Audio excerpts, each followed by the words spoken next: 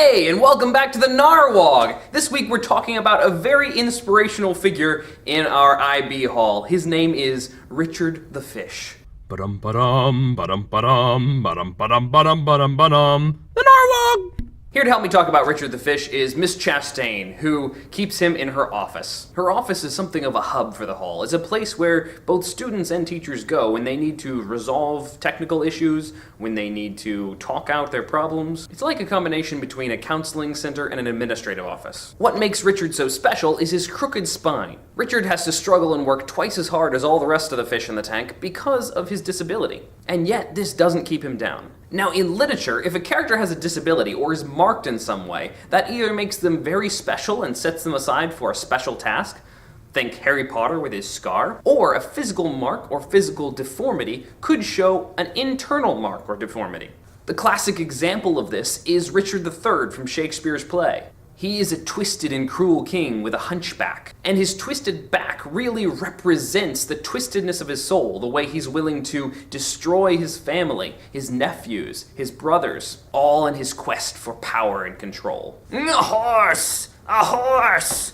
My kingdom for a chiropractor! But in real life, a deformity or a mark is just that. It's a physical obstacle to our existence. Let's face it, we all have to suffer in some way or other. We all have to struggle in some way or other. Some of us much more so than others. Since this is true, we all have a choice in how we face those sorts of things. We can collapse and give up, or we can continue to struggle and continue to strengthen ourselves to try to overcome the obstacles in our lives. It's about attitude. Let's see how Richard does it. Welcome to the Narwhog.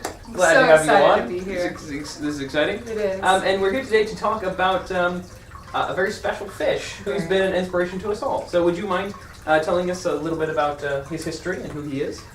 Yes, the special fish is Richard III, aka affectionately known as Cricket Spine. He came to our hallway approximately 3 years ago. It's a long time. A very long time, as a feeder fish, as a group of about 6. All those have since passed on. I felt that surely Richard or Cricket Spine's time was soon to come, but every morning I come in and he just keeps swimming.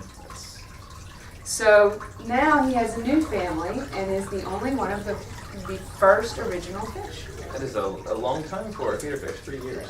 Yes. Well, tell us a little bit about his spine. He has a condition. I'm not sure if it's because of improper living conditions or a genetic condition, but either way, his spine goes a little something like this. So he swims like this. At an angle. At an angle, and he has to swim constantly or he just goes like this and he sinks. So that is why he is an inspiration to so many. Yes. Because despite these, what some would see as shortcomings, I think it has given him strength. Yes, it certainly has made him live a lot longer than all the rest of the fish he's surrounded by. Yes. So he has to swim constantly. He can't rest. He can never stop. And then to make his life a little harder, he prefers to be in the overflow from the filter. So he continuously swims against that. So he pushes himself. Not only does he have to struggle with his own physical limitations, but he also puts himself in some of the most difficult situations and continues to struggle against them. Why do you think he does that? As a biology teacher. As a biology teacher, I have no idea why he continues to do that. I suppose that there is something about his continuous struggles that makes him stronger and therefore makes him a survivor. If Cricket Spine were able to have offspring, I expect that they too would be survivors. An example of natural selection, if you will. Well, you've said that he's been an inspiration to us all. Right. Would you mind giving us some commentary on how he has inspired Right. us and our students in the IB program? Yes. I think he inspires us on a daily basis just by his mere existence. And he's so happy despite his struggles. Students are also inspired by Cricket Spine. I will give you one example. A student named Megan, who was having a hard day, as many of our students have hard days, because they too continuously struggle in making themselves better students, and they choose to challenge themselves on a daily basis. It is a challenging And program. it is, and one day, but it will also make them better. So one day she was having a particularly hard day, and due to my lack of counseling skills, all I can offer is chocolate and fish. So I'd given her some chocolate, and then I used crooked spine as an example of how we too can persevere and become stronger despite struggles, and that he truly is an inspiration.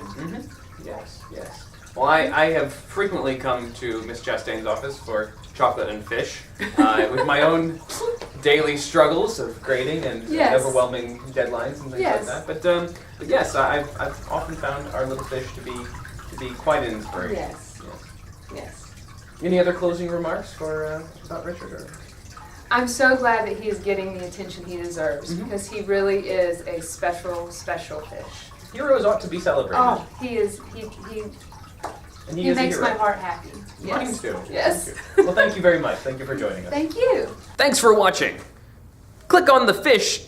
Wait, nope, come back. Never mind. Click on the rocks over here to subscribe. Click on this over here to see the next video.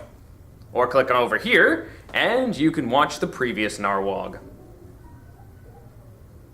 Ba-dum, ba-dum, ba-dum, ba-dum, ba-dum, ba-dum, ba-dum, ba-dum, ba-dum. The Narwhog!